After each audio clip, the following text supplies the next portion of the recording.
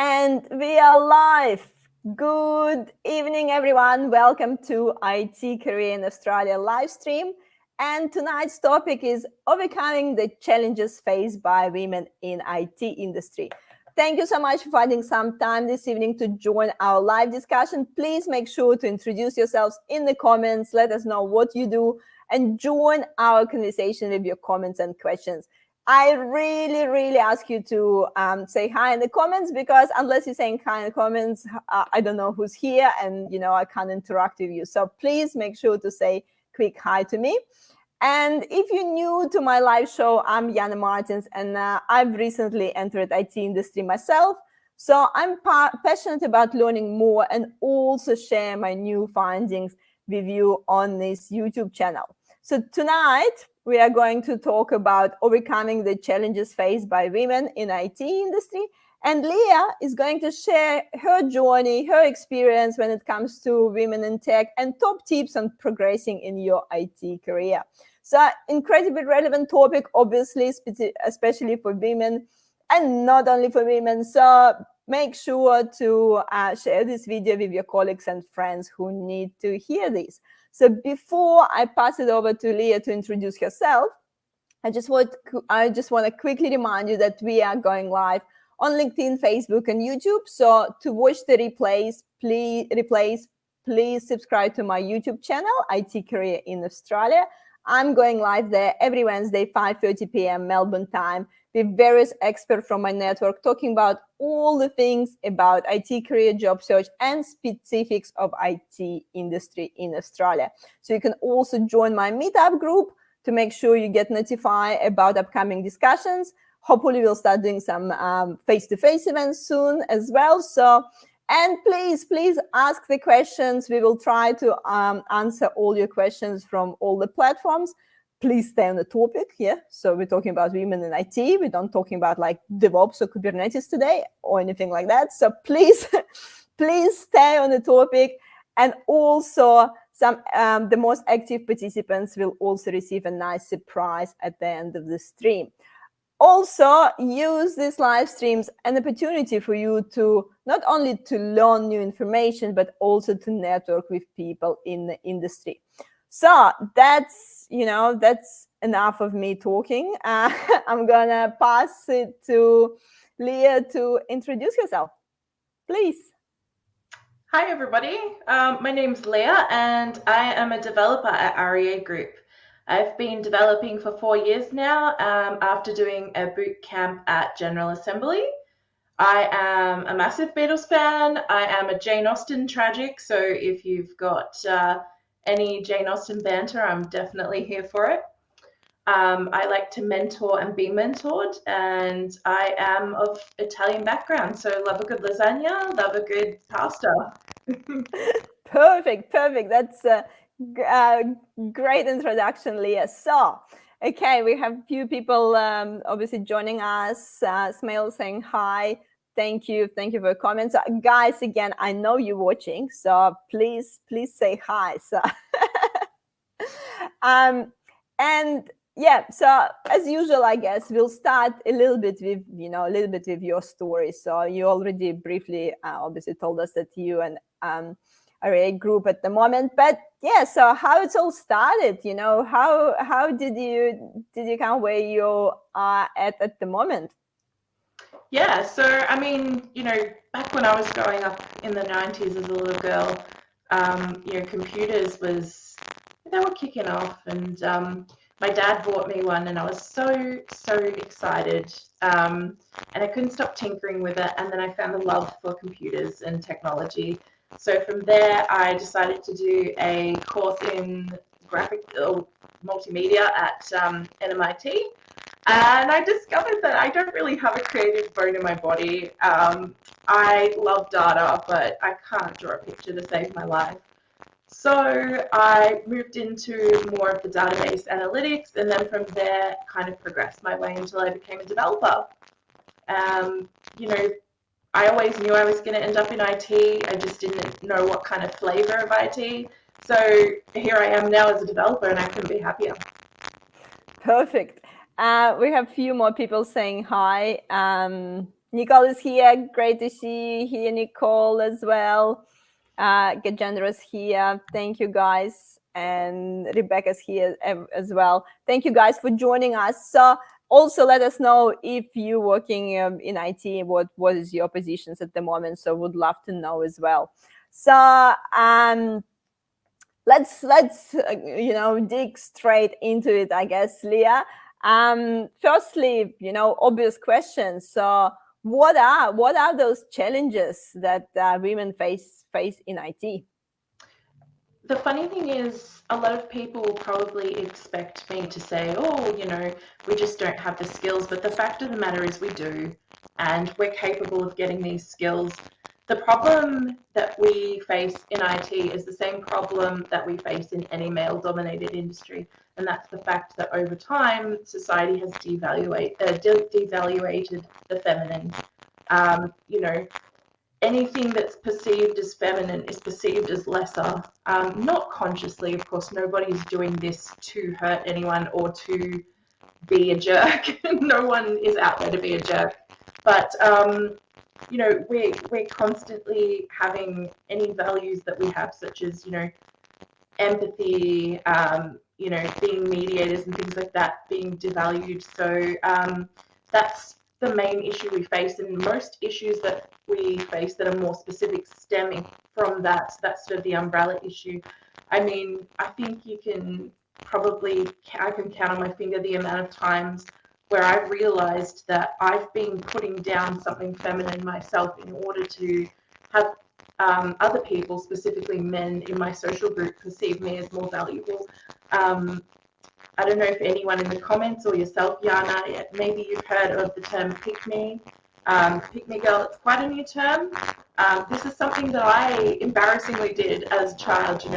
I wanted to be seen as valuable. I wanted to be seen as cool and just as capable as the boys. So what did I do? I picked on things like Twilight. I picked on things like, romantic relationships and chick flicks. And meanwhile, they're things I really love, right? I don't know if anyone else here has seen it or done it. Definitely feel free to let me know. But Leah, I think we have a bit of a background noise happening. I think Rebecca saying we have a bit of an audio issue. Okay. Can we try just to drop the volume of the mic and see, because it did help before. Is that a bit better? I still hear a little bit of the background noise. I don't know why. Okay. That's better now.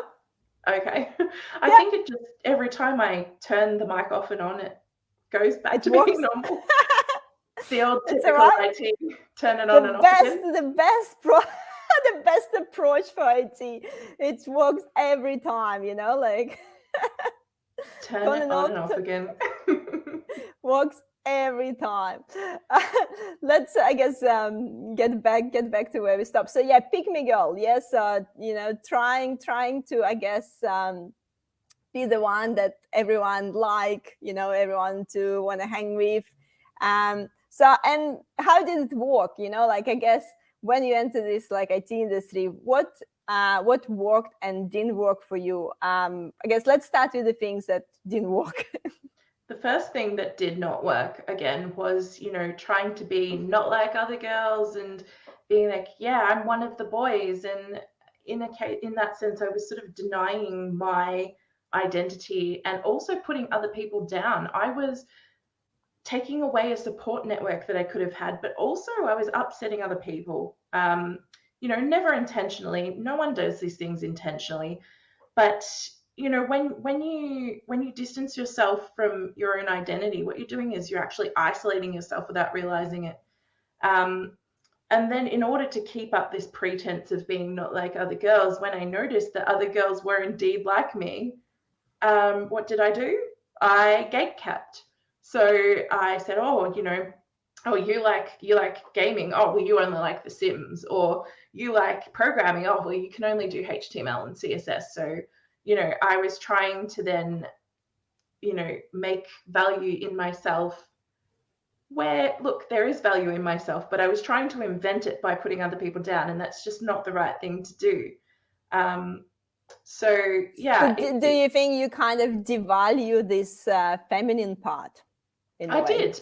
I did. Yeah. And I mean, everybody, be they cis male, cis female, transgender, non binary, gender fluid, whatever, we all have unconscious bias to deal with. And society in itself has an unconscious bias against women and anything feminine. And like, I guess that's a big question. Other people just commenting that the sounds gonna get better. It worked. Yes. I guess it's a big question, but I don't know. Like, why do you think it's like that? Why do you think we like need to hide this feminine part, to progress? Yeah. I mean, first of all, everybody wants to fit in. At the end of the day, it doesn't matter who you are. Everybody wants to fit in and be valued as a member of anything, whether it's a social group or a work group. And if you don't see certain aspects of yourself or certain aspects of things holding value, you want to distance yourself from it. And that's how that sort of comes about. I mean, how many times have you heard somebody say, describe something as girly, but it's not a good, it's not a compliment. Oh yeah, I'm great with the blonde jokes. Me too, don't worry. Although I'm I'm just not like, natural. oh, that was a blonde moment. Like, as soon as like you do something like run out of petrol, like, oh, that was a blonde one. Yeah, absolutely, absolutely.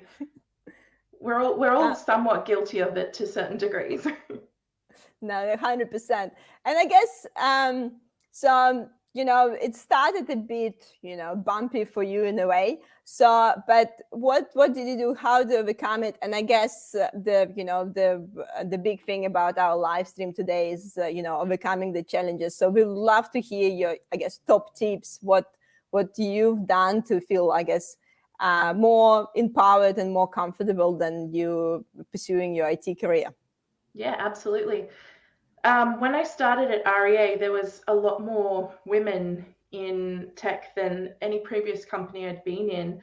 And so I was starting to be surrounded by women in the field that I was in, and I didn't have to work so hard proving that I was not like other women because I could get along with these people. And then slowly, as I got older and more mature, this does come with age. I realized that everybody has their own unique experience and way of dealing with things, and fitting into a group of purely males, they might be interested in some of the things you have to say that aren't necessarily stereotypically masculine topics. I force the guys at my work now to talk about my eyebrow waxing and my eyelash and all this kind of stuff. And sometimes they're fascinated with some of the things that go on. I mean, do you ever find that you tell your coworker something and they're just like, I didn't know women did this, and then they're suddenly fascinated? 100%. They just sometimes no idea what's about all the girly stuff, but some of them could be really into it too. Yeah, exactly. And sometimes I'm surprised with things like guys do, like I'm like, wow, like you have like a night cream and a day cream. I'm like, wow. Yeah, exactly. And it comes right down to learning to value the feminine and value yourself. Because once you value that, you realize that that is actually something that can be interesting to people, and you don't have to distance yourself from it. Suddenly it's you're of value, and people will listen to you because you have that confidence in yourself now, which is super, super important. Did it help you, the fact that RA group had like quite a few females? Did you feel the fact that there was like more females in the team, that was like a massive help straight away? Yeah. There's a really cool saying that I like. It's called "You can't be what you can't see." And, it's really hard to progress in a career where you see no progression for people like yourself, whether that be based on your gender, based on your age, or your ethnic background, whatever that is. And being able to see these women, and they were unapologetically female, and it was just like awe-inspiring. I loved it so much. And I guess that's one of the problems, is like lack of the role models. Yes. That a lot of people talk about, the lack of the female role models. When we talk about technology, we think about straight about like Elon Musk, or I don't know, Bill Gates, and this kind of names popping up in our mind, I guess, rather than thinking about some female figures. This is can also influence us in a way. 100%. I mean, if you close your eyes now and think about a nerd, what's the first thing that pops into your head? It's a bespectacled man with a short sleeve business shirt and a pocket protector, right? No one ever sees like the woman as a stereotypical nerd. And I mean, it all stems from the fact that ever since the invention of the personal computer, it was just more marketed towards men. And again, you can't be what you can't see, which is ironic, because way before then, programming and computers and things like that was considered secretarial work and often delegated to the women. So once that was seen as a valuable thing, because they realized computers were going to go big, suddenly it was no longer a feminine thing, and it had value, to society. Yeah, 100%. Okay, so let's talk about, I guess, a few tips that you have there.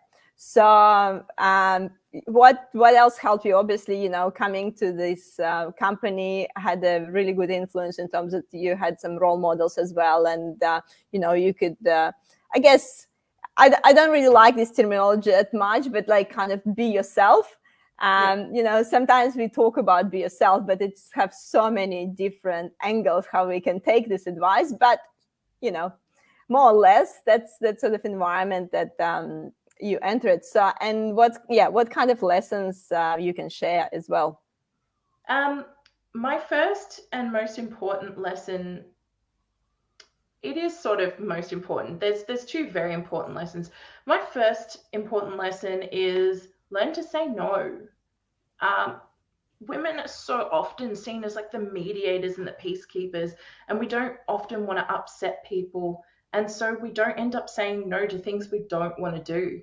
And then we end up uncomfortable and upset and in positions we don't want to be in. And saying no as a complete sentence sometimes as well, sometimes you do not need to explain yourself. And just, not being antagonistic, of course, but you can always display empathy while saying no. You say, thank you for your input, but I'd rather not, or things like that. But I don't know about anyone else, but when I used to get used to this, and someone would say, oh, Leah, can you do this party for me, organize this party for me? And I was like, today's the day, I'm going to say no. And then I'd feel stomach bug, like butterflies in my stomach, and the top of my head was hot, and it was, and that was anxiety just for saying no. And I know that lots of women have this, and people will always say, why didn't you say no? Because I was scared. Yeah. I don't know if you've ever, sat there and someone's asked you something and you're like, I really want to say no, but I can't. Actually, it would be great to hear, guys, if you, Rebecca saying like 100%, but Rebecca was saying 100% about our previous point. But guys, have you actually experienced that? Your first like firm no, then you had to maybe, or maybe you've been asked to do something that only because you are female. Have you had this situation that you've been asked to do the party, organize the party only because you like the only female in the group, and everyone knows that females organizing parties better anyway. So, but actually, I'll tell you a funny story. I actually never had a problem with saying no, but I think it's a cultural difference. I think it's my Russian background. So, and I remember that I only moved to Australia. In Russia, we don't really say thank you as much. So, so like then like we would be with my ex-husband.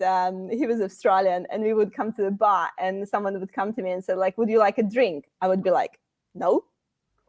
And then like the waitress would look at my at my ex and like, "Is everything's fine with you? Like she's okay? Like why is she so rude?" So look, That was honestly, it is definitely like a cultural thing because I'm like of Italian descent and my grandpa is exactly the same way. so guys, maybe learn to say no, maybe add thank you sometimes, just in case. Yep, no with a little bit of empathy sprinkled on the top.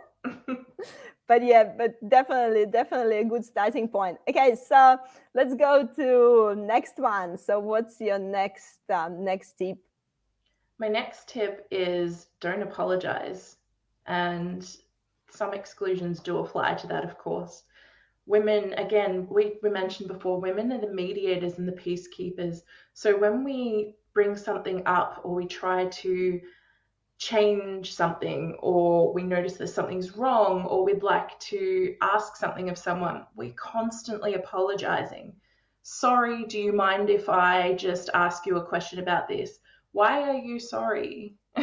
You shouldn't be. This person doesn't have to help you, of course, but phrases like, I know I'm being a pain, but can you just check this code or something like that, that's apologetic in and of itself. And what we need to do is we need to change it from apologizing and change it to appreciation. It's like, hi, thank you for your time. I was wondering if you could help me with this, rather than sorry, because you did nothing wrong. The statistics show actually that men and women will apologize at the exact same rate as each other, depending on whether or not they perceive something that they did to be wrong. So if a man and a woman perceive they've done something wrong, they'll apologize at the same rate. I think it's like 81%. If they find something wrong. And the thing is, men tend to underestimate whether or not they've done something wrong, and women tend to overestimate this. So I've got a few examples here of, phrases that I've heard or that I've said myself that are just apologetic for the sake of being apologetic. And you know what? It can come off as disingenuous because that person's like, why is she apologizing? Like, there's nothing to apologize for. My favorite one is probably the middle one. So, hey, I know I'm being a pain, but could we add in some healthy options for the next lunch social? Are you being a pain for making a pretty reasonable request, or do you just really not want to upset the person? So I would replace that with something like, I'd really appreciate some healthy options for the lunch social. Happy to offer some suggestions. So the benefit of this phrase comes in twofold. One, you are showing appreciation for that person's effort, because at the end of the day, you are making that person expend some more effort on your behalf. And then the last part, happy to offer some suggestions. That is there because you've asked something of someone, but you're not just going to drop that on them and then leave and be like, okay, bye. You're saying, I've asked something of you, but if you need to clarify anything or if you need help, I'm definitely here for you. So every time we say no or we say sorry, we don't just, or we don't apologize, sorry. There I go. We sprinkle some empathy on it because as women, we're pretty damn good at that, right? Like, how many times, I don't know if anyone here, but when I walk around in the shopping center and someone bumps into me, I apologize to them. I'm sure plenty of people here do that too. It's not an uncommon phenomenon, and we need to learn that because we are human beings worthy of respect and value, that we do not have to apologize for existing or doing our jobs. 100%, Leah. And I love all these examples. And I don't remember where I get this advice from somewhere, I don't know, a few years ago, just trying to replace sorry with the thank you. And I've been doing it in the emails all the time, just simple things like, I never put sorry for the late reply. I would always say, thank you for your patience, thank you for for waiting for my reply, or like, if you're being late, I'm like, sorry, I'm late. Oh, thank you for waiting. So it works like magic. It just kind of bring you this, I don't know, like bring you back in like a power position in a way. So you're not kind of you're back on the level instead of being the person who done something wrong. That's right. Admitting fault where there is none means that that person now has leverage over you as well. And I mean, you shouldn't ever see conversations as some sort of power transaction, but at the same time, you need to protect yourself as well. Yeah, I think we have to do this magic thing with your mic again. Okay, I'm on it. It's lasted 10 minutes. Jason saying, wow, I didn't realize it was that bad. I think he commented about saying no.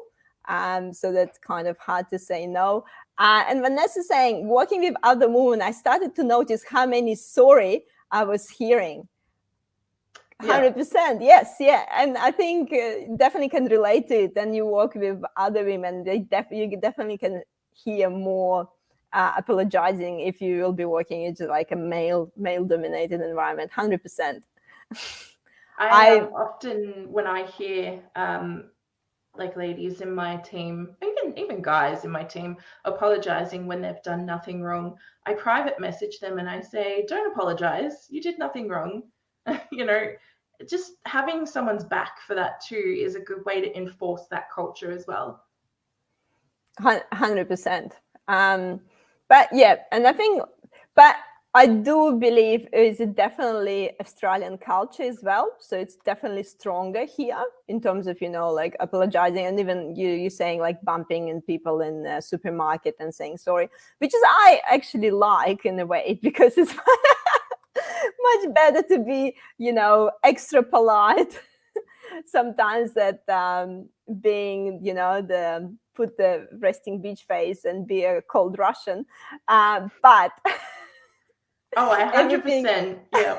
I will always apologize sorry, Anna. I'll always apologize if I bump into someone, but I have a very bad habit of apologizing when someone bumps into me. It's a default, and I'm working on it. Yeah, I think it's all about this balance and this moderation.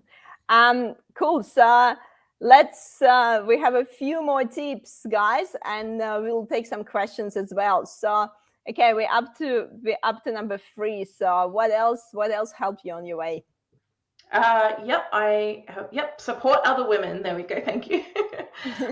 Even the pick-me's, and especially the pick-me's, because I was once a pick-me and I needed a lot of support because I was in a lot of pain.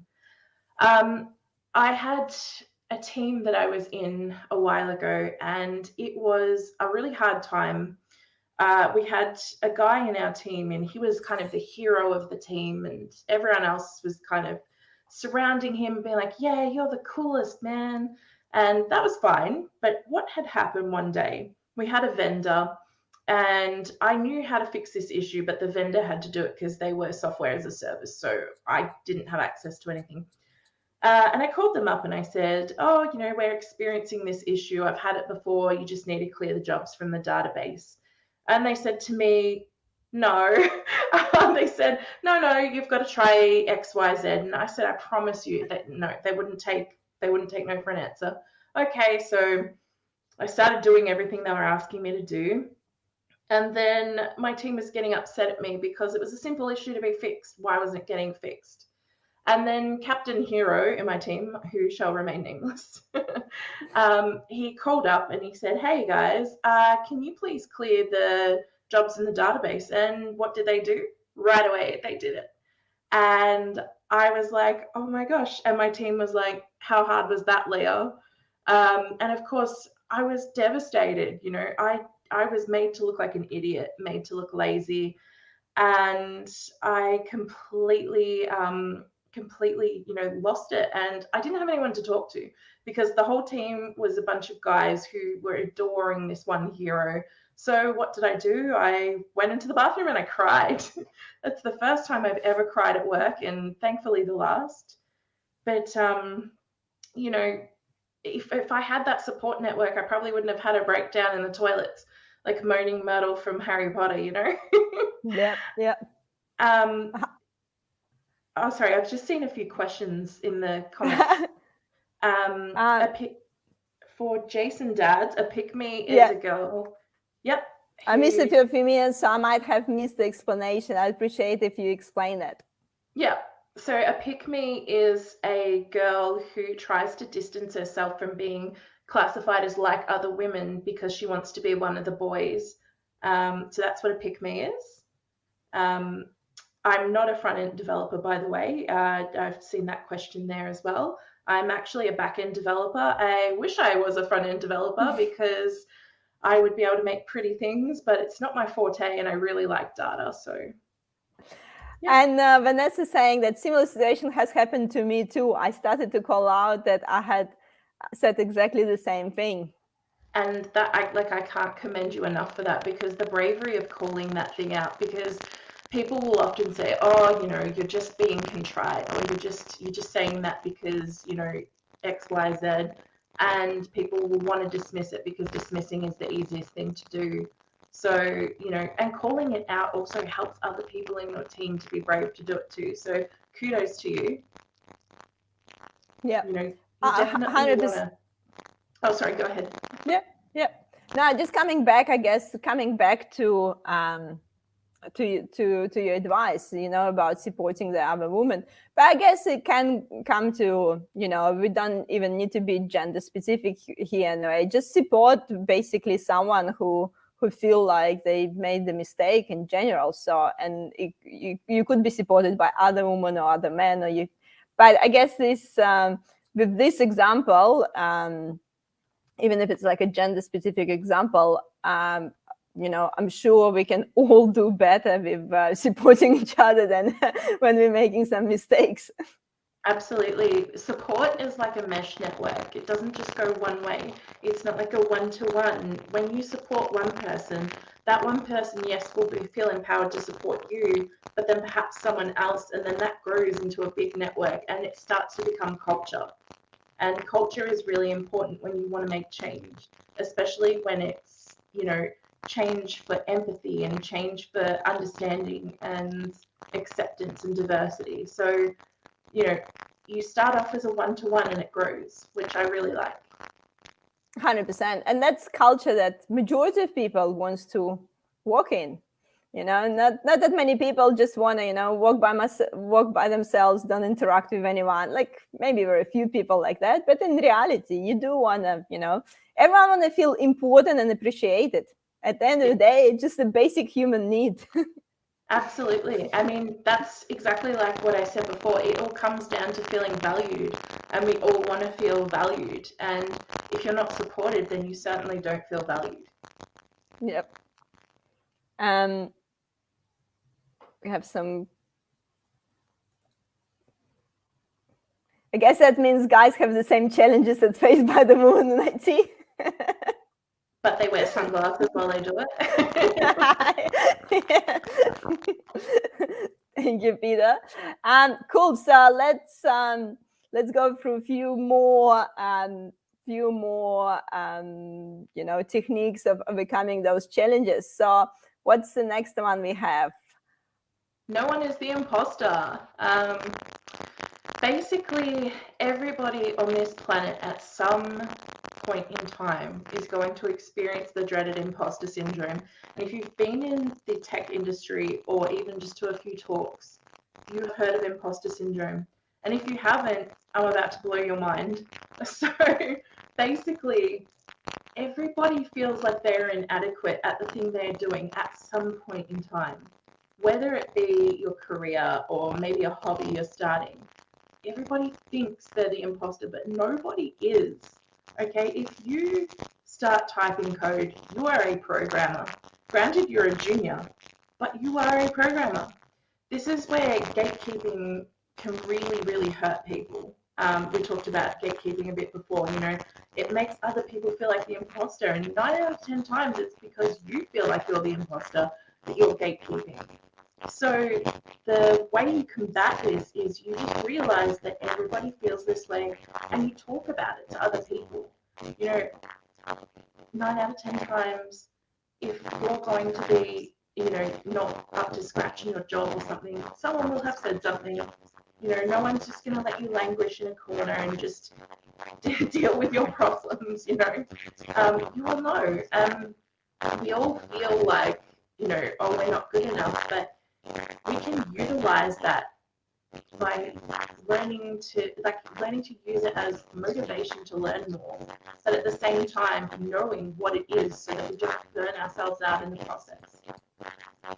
And 100%. And sorry, Leah, I think we need to do this thing with your microphone again.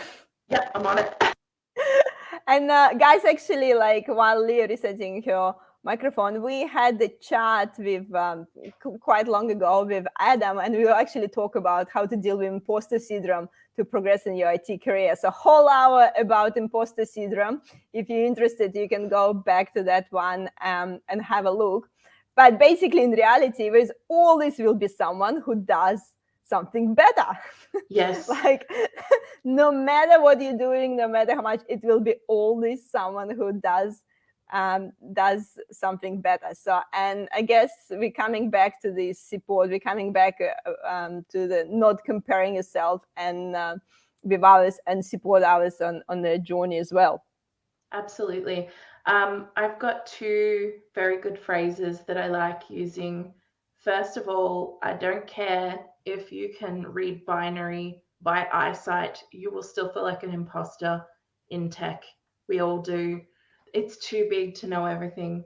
Second of all, my favorite saying is, if you're the smartest person in the room, go and find another room. Okay? Being the smartest person in the room is fun for about 5 minutes until you realize that you are now stagnating. Go find someone you can learn from, and don't stay in a room where you're the smartest person.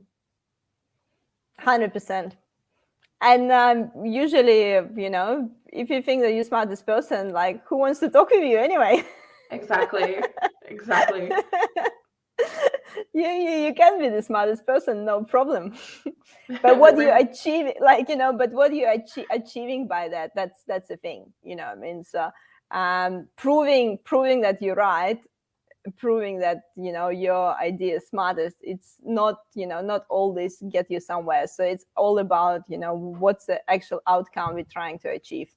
It's not Absolutely. about, I think it was another saying about I would rather be rich than being right. Yep. You know what? Me too. so I guess something to think about it. Okay, so we have quite a few comments there. Jason saying, well, in this industry, so many people would rather not interact with other humans. I don't know, like it feels sometimes this way, but I think still everyone want a bit of a, bit of a support, every like tap on the shoulder, or just a quick, I don't know, team message that they're doing okay, or they might not want to get on the phone, but they appreciate little message. I think that's like a very common stereotype too, because whenever people say to me, oh, you don't seem like you're in IT, I'm like, what do you mean? They're like, oh, you're very bubbly and social. And I was like, I don't know that not being so is a prerequisite to work in IT. But I mean, you see it, it's so pervasive in, pop culture that the IT person is a grouchy man specifically. But I see like all of my colleagues want to chat more than I do, and I consider myself quite chatty. So, but that could differ from company to company, of course. Yeah, 100%. Nadim is saying, support women during the tech discussion. Those meetings are hot, and usually people will talk over you. Step up, and if you see other women or coworker in general struggling, give them the space. Yeah, there are 2 times where I just embedded this into my memory. I was in a tech meeting and I'd asked a fellow colleague who was a woman a question, and another colleague answered, but I had directed the question to her. I said, say her name was Rebecca. I said, hey, Rebecca, what do you think about X, Y, Z? And I don't know, let's call him John. John pipes up and answers. And Rebecca, I'll never forget it to the day I die. Rebecca goes, I'm sorry, John, but she asked me the question and then continued on. And I was like, oh my gosh, yes. It was the coolest thing ever. And ever since then, I've tried to be a little bit more brave. In a previous life, in a job that I had, I was being talked over and I was quite sick of it. And I remember saying to them, I'm sorry, is my meeting interrupting your interruption? um, there are right and wrong ways to do that. That was probably not the best. But just saying to them, I can understand that you have something to contribute, but at the time I would like to remain on topic. We can park what you're saying and talk about it later. Giving them the empathy, like I said, just sprinkle a bit of empathy on anything you do. I've seen that what you've said has value, but it's not currently what we're talking about at the moment. We will park it and we will discuss it later, but let's stay on topic. No sorries, just straight up facts. And 100%. And I think it's kind of, the ongoing topic in terms of women like being less pushy, less assertive. So because if the women too pushy, they usually seems like less likable, because that's not like likable female likable to be in a way. So I guess it's all about finding this balance as well. So yeah, Absolutely. like just a general human interaction. Yeah, it's about also understanding that people are going to, as a woman, people are going to call you pushy. They're going to call you names like Karen. They're going to call you pushy. They're going to call you dragon lady. They're going to call you bitchy. They're going to call you catty. But they're doing that to silence you, not because that's actually what you are. Where a man might be called assertive or an alpha or a leader, a woman might be called a bitch, a witch, a cat, like, anything horrible like that.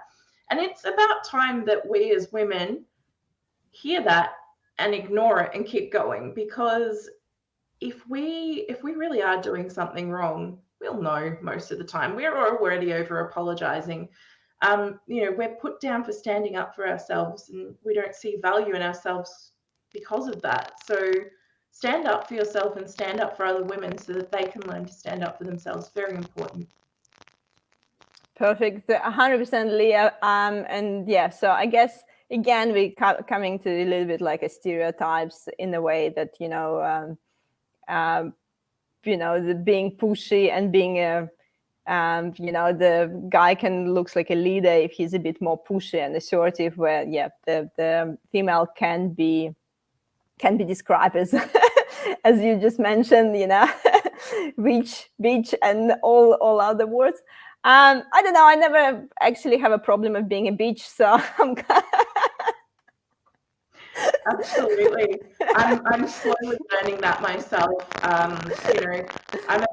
know a lot of women face this, like I'm a bit of a people pleaser, and it's time now. I'm getting to the age where I'm learning that actually I don't need to please everybody. I don't need to go around upsetting anybody on purpose.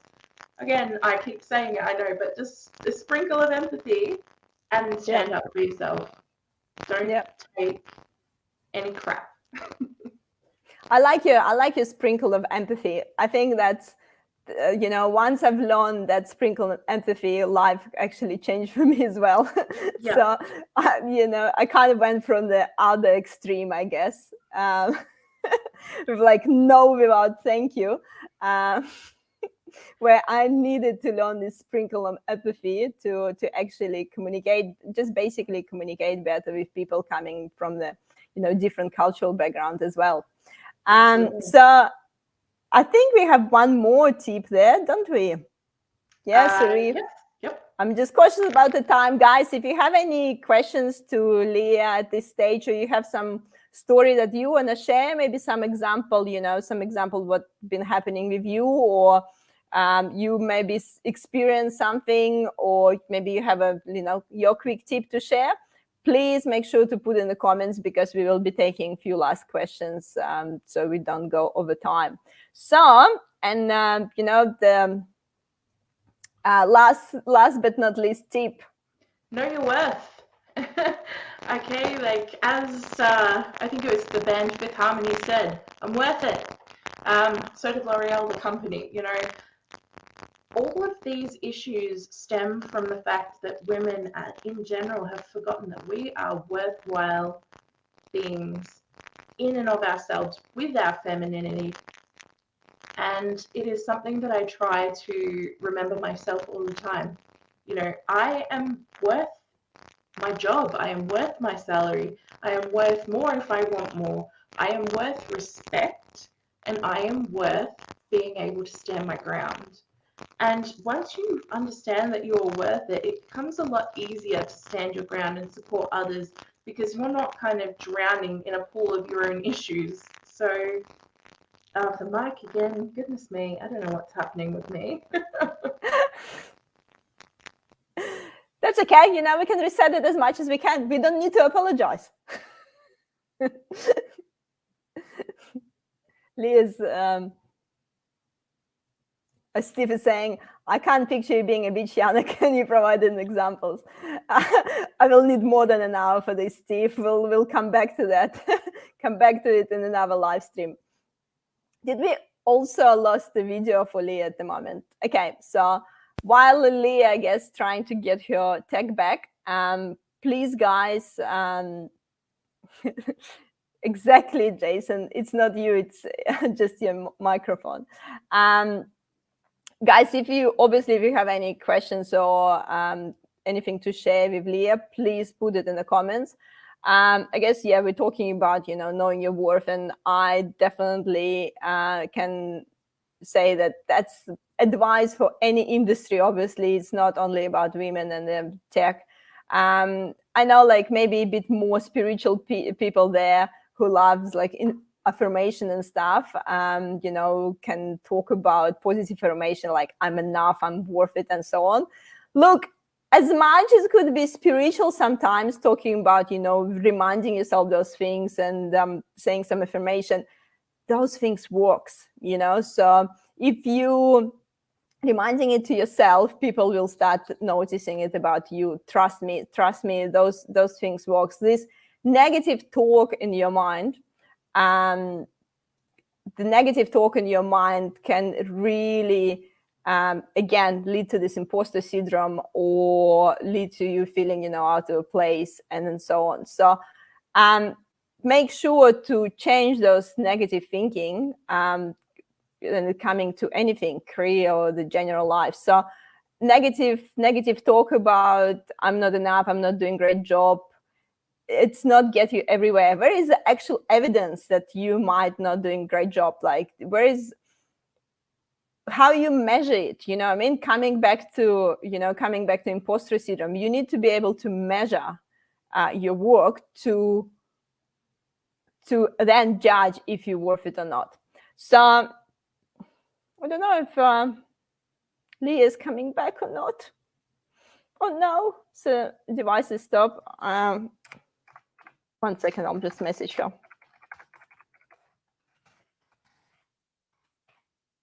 We still have, guys, 10 minutes. You can talk with me, When is an in-person meeting? It's really good.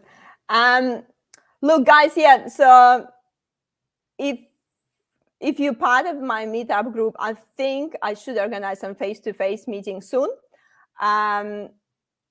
I'm not sure when I'm going to do face-to-face meetings. Obviously, now it will be easier because looks like we over all these COVID things. So I will be trying to obviously organize some face-to-face meeting in upcoming months. It probably will be after Easter, I would say. So probably if it will be some face-to-face in-person meeting, it will be around May, I would say. Oh, look, Leah's back. Hi. Promise you I'm in tech. You see, the switching on and off always works. And look, and I had a chance just to talk something while fantastic. Talks nothing while you was away. So Jason, yeah, measuring work is a whole different can of worms that not many organizations get right. While you were away, I was talking about the measuring your worth, not like how do you know if you're worth it or not, and what kind of measurements you can bring. And sometimes we feel imposter syndrome just because without actually measuring it. But I totally agree with Jason. Measuring work is a whole different kind of worms. What do you think about it? So can we measure our worth, I guess, based on what kind of work we're putting out there? I think the funny thing about that is nobody can, not no person on this planet can measure our worth or our work in like a specifically quantifiable way unless we're pushing pause and play and counting the exact seconds it took us to do X amount of work, and it's just there's too many variables. But when people perceive themselves to be worth more at work, it's because they tend to advertise themselves as such more. And then they get that validation from people congratulating them. And as women, we tend not to toot our own trumpet, which we're taught to be quite humble, which, oh, don't be too loud. And but quite frankly, I have been nicknamed Fig Jam at some of my works because I've just decided that that sucks. I'm going to tell you all how awesome I am, and you're going to know it. And when I do that, people see the things that I've achieved because I'm loud about it, and they see the worth. They congratulate me, and then I see the worth. You know, it comes down to marketing yourself essentially. Like, far be it from me to compare people to products, but it does. You have to market yourself. Um, there is worth when you see worth in yourself, and that worth can come through validation, though it shouldn't entirely. So yeah, definitely like look at making sure people know how awesome you are. You'll feel it yourself afterwards. 100%. And I guess we were just talking about that it's actually start with your positive thinking. As spiritual it can sound, it starts from there. If you keep thinking that you're not worth it, it just resonates. Like, Yes. there is no way around it. Steve, I actually have a good question. So, guys, we already at the 52 minutes mark, so we're gonna wrap up in a second. But we might be able to answer some questions online. But let's just answer last question from Steve here. When I work in the IT customer service, any woman who interviewed automatically got the job because they were underrepresented in IT industry. And look, at a certain extent, I believe it's true, but I guess I'll tell my opinion and we ask Leah's opinion. But I feel like, I guess there's a lot of initiative for entry-level positions, where a lot of, good initiatives that bring women into IT. But I think that the more change happens and it's come to growing more up the ladder and into like more like a leading position. So I guess, Leah, is it that's how you feel as well, or? Yeah, like I sort of see a lot of people get quite a bit of animosity around, hiring for diversity, including people who tend to use the term diversity hire derogatory, oh gosh, that's a hard word to say, in a bad way is what I'm saying. um, but basically, I think providing the company is quite ethical about it, they won't hire a woman that they know is destined to fail. The idea is that you hire a woman who has the capacity to learn, who might not necessarily be at the right spot at the right time, but has the capacity to be. And people can see that in quite a negative light because they think, well, there's already a man there who's already ready. But the fact of the matter is, again, we can't be what we can't see. If we don't have women get into tech, they cannot progress through tech, and we cannot see this change come about. And diversity isn't just for statistics. It's diversity of thinking. It's diversity of culture. And, hiring women is one of the ways we can do that. Of course, there are certain other things that we need to hire for, age and, not just gender, age and race and all that kind of thing, ethnicity, sorry. So it can be seen by some people as, a bad thing hiring someone who's not quite ready. But providing the company is doing it in an ethical way, they should be hiring someone who, yes, they're not quite ready, but they will be. We'll just open the can of worms. Lucy saying, no, Steve, they were the best candidates for the job. No woman automatically gets the job. Jason saying, Lucy, obviously there's still a minimum standard, but I think the point is that in some companies, women have an easier time getting in. Vanessa saying, if you don't know how to market yourself, take notes of everything you do.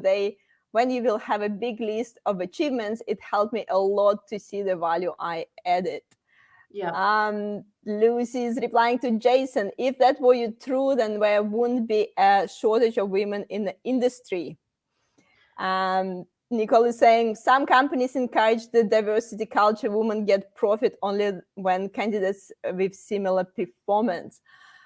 Look, guys, I'm gonna, put even more worms in the can, because I used to work in recruitment. Yes, there is definitely some bias there, and some companies would hire female just because they wanna bump up, diversity, and they might hire the female developer that may be not as senior as the male developer just because they wanna get more females in the company. It does happen. No one denying that fact.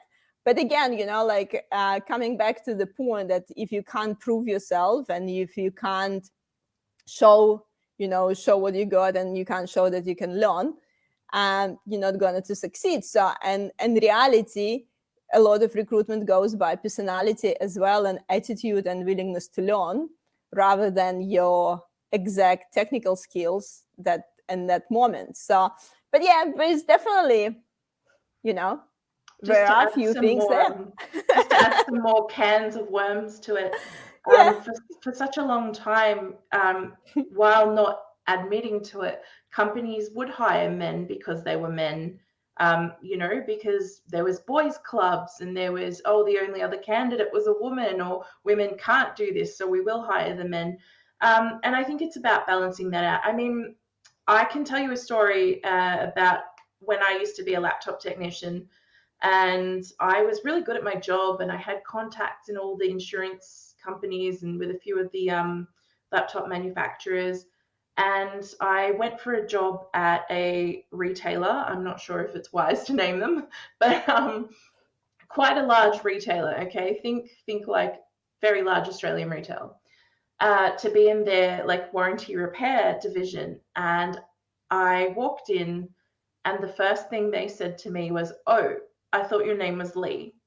And I sort of went, okay, I'm going to give them the benefit of the doubt. So I just continued on with the interview, and I was telling the interviewer things they didn't even know. I was quite qualified for this position, and all the interviewer could do the whole time was tell me that the team was all men. How was I going to get along with all men? And I explained that I was in IT and I was ready for that. And they just wouldn't let the subject go. And needless to say, I didn't get a call back. So, I mean, we hire because we're women, because we have that unconscious bias against women in the first place. And sometimes you just got to, power through that kind of thing and get more women into the tech so that unconscious bias doesn't occur. Meritocracy is all well and good, but while unconscious bias exists, that cannot be a thing. Yeah, that can't overweight the fact. And Lucy saying, what about all the other companies that subconsciously prefers men? That's exactly it. Because men are seen as a norm, and people hire other that looks like themselves. Yeah. And because they'll tend to interview more well because they get along with each other better. So coming back to, Steve comment that opened the can of worm. There could be some cases, that, we need to hire women for diversity. Could be some cases. But in reality, yes, so we're looking at the whole landscape. Men still interview easy and get the jobs easier. So is that, I guess, did I summarize it correctly? I think I also just want to add that I do want to thank Steve for bringing this topic up. I know a lot of people might not think that I would appreciate it, but I do, because it's a very important topic to discuss, so thank you for bringing that up. It is important, and it sometimes it can seem unfair, and I can definitely see that, I'm not without empathy for that situation, but I can also see it from the side where, I'd like to be able to have more female colleagues and that kind of thing. So, thank you for opening that topic.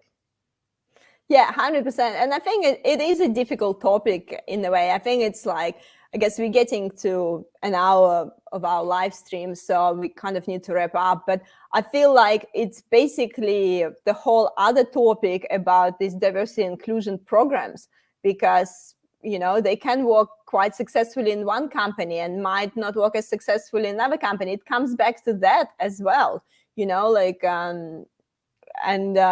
obviously IA Group been really successful on attracting a lot of female talent. And, it doesn't mean that they lose any technical knowledge by doing that. Absolutely not. In fact, instead of losing technical knowledge, what we've gained is, diversity in thought. And we don't aim to be a hive mind. So it's very good to have that diversity of experience and thought. Steve is saying, I have a whole pantry full of canned ones anytime. Fantastic. Thank you, Steve. Thank you. And Leah, I'm enjoying the conversation. I feel like we can go for hours. I feel like we need to, have an extension of this topic somehow. But I guess it's time for us to finish the live stream. Everyone, thank you so much for joining and asking questions and asking all the comments. Next week, I'm going to talk with another female software developer. And Samaya going to talk about her journey, how to transition your career into software development from basically, she studied law originally and became software developer. So she's going to share her story next week, on next Wednesday on the 23rd of March. So please make sure to join us. Of course, if you enjoyed our discussion today, I do encourage you to, like this video, give me some thumbs up, subscribe and all this stuff, I'm not going to apologize for my marketing. Just subscribe, like it, subscribe it, share it, make sure to share with all your female colleagues. And also just, Leah, to finish this live stream, I do like to give a bit of a giveaway at the end for our participants. We had like a lot of good questions and comments. It'll be really hard choice. But basically, as a giveaway, it's a virtual coffee with you, so that people can ask you more questions and have a meaningful conversation. So who will be the lucky winner today, and who's gonna do the virtual coffee with you in upcoming weeks? I think Vanessa Pereira. Sorry if I pronounced that incorrectly. Vanessa, yeah. Yeah, I really appreciated her feedback, and very engaging, very positive. So yeah. Yeah, and I guess Vanessa also shared with us her experience, that she experienced exactly the same thing at work. So that was really nice, Vanessa, that you shared with us on this live stream. And yeah, so Vanessa, I hope you connected with me on LinkedIn. If not, make sure connect with me on LinkedIn. I connect you with Leah, or you can connect with Leah directly, so you can see her name on the screen, how to spell it, put it on LinkedIn, connect. And I'll make sure you girls have a virtual coffee in upcoming weeks. Jason saying, Vanessa, right? So he wrote our mind. Thank you, Nadine, for joining us. Thank you, Jason, for joining us. Lucy, thank you for your comments as well. Thank you, everyone. It's time to wrap up. I guess, Leah, just to last 30 seconds, you already share a lot of great quotes with me, but I guess, what is your favorite inspirational quote? Do you have a favorite one to summarize this live stream today? Yeah. When you stand up for yourself in a respectful manner, if somebody else is angry at you for that, that is a reflection on them and not on you. That's probably my best advice. 100%. Everyone can be angry. Being angry is easy. It is. Everyone can get angry. So how we can manage not to get angry, that's much harder than just let all your emotions out just like that. Yep. 100%. Thank you, Leah. That was a wonderful conversation. So I'm sure all people who listen to us on YouTube can connect with you on LinkedIn as well.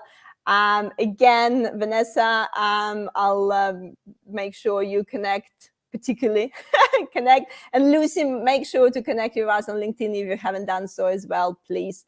Thank you so much again, everyone. Thank you, Leah, and I'll see everyone next Wednesday. Thank you very much.